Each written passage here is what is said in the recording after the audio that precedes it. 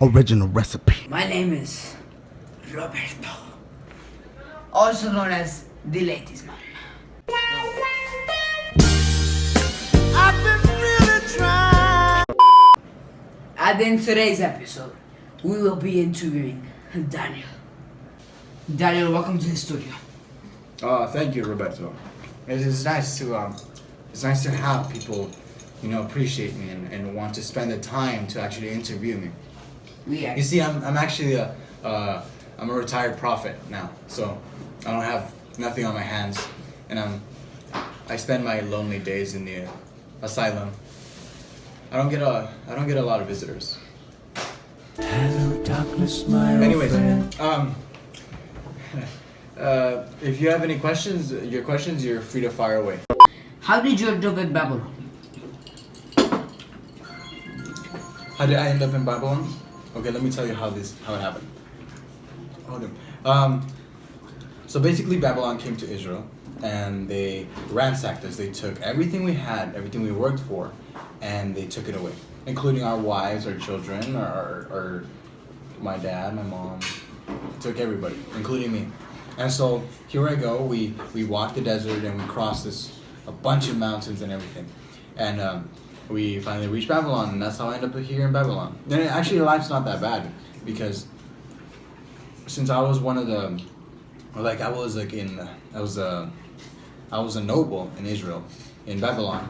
I got a higher rank than a normal Israelite might.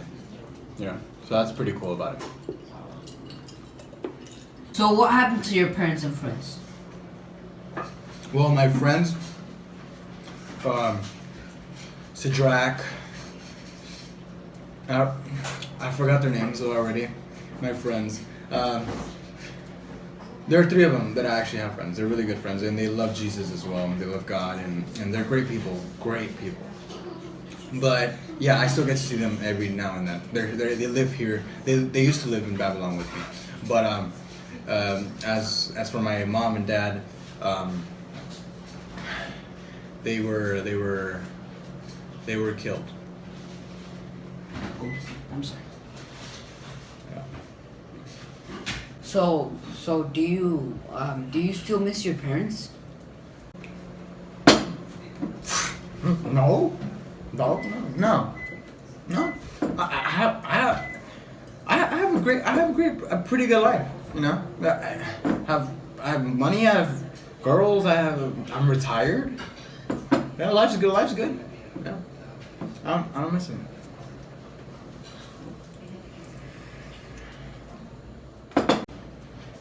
So Daniel, how was it in the Lions Den? Man, that was a wonderful experience.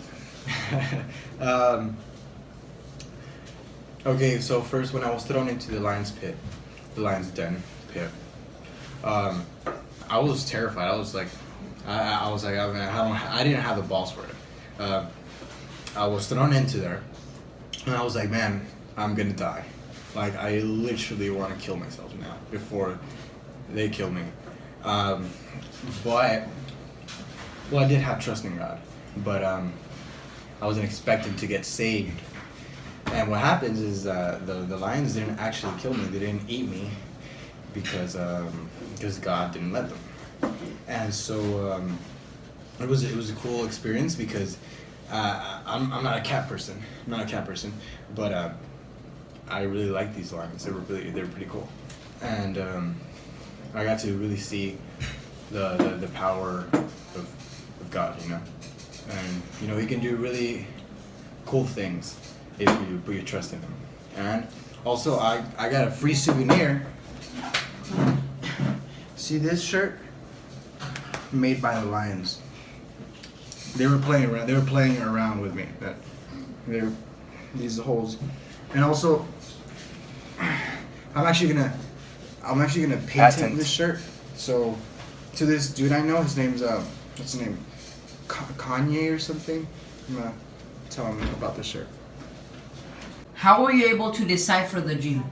The king's dream? Oh yes. Quick, just put this dream catcher right over his little queen size bed. Real quick, hid in his closet, just waited until that dream would like pop out of that king's head, and I caught that. Then what I did next is I Googled that. Skirt, skirt. I'm just kidding. What I did is I actually got revealed the dream. He revealed it to me, and I was able to that's how I was able to read his dream and tell him what it was all about. Not very interesting, huh? The first version was a little bit better, but that's actually what happened. Not in my head. The first version happened in my head. That's what I tell the girls. Daniel, is there something that no one knows about? Not even your parents. Or should I say your dead parents? I am the way your son don't need. No, nothing. Well, I guess before I was a prophet, I used to have a lot of jobs. I was once a mechanic. I was a lawyer. I used to do landscaping. I used to be a doctor. And as in like people wouldn't know me. Nah, man, I'm basically like an open book, you know. They knew everything about me, you know.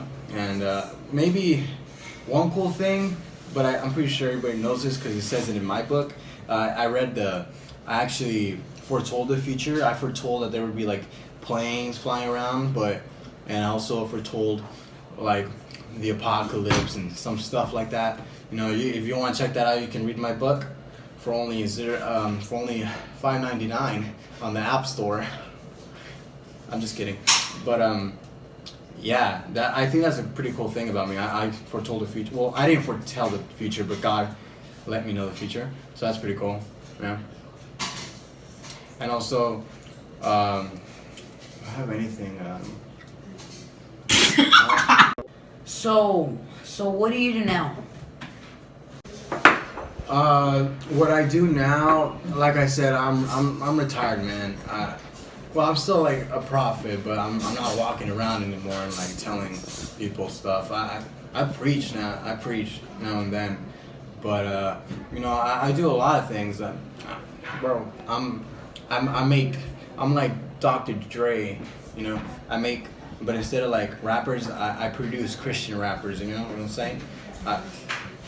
I made a lot of famous guys. You know, like my most famous guy. It's Dusty Marshall. I made him. You know, I own him. All right, that's a wrap, guys. Roll it up. All right, man. It was great to have you, and I hope you learned a lot about me, Daniel, and how I obeyed God. And all right, man. I hope to catch you some other time, some other interview if you want. I'm free, man. All right, man. I'll see you.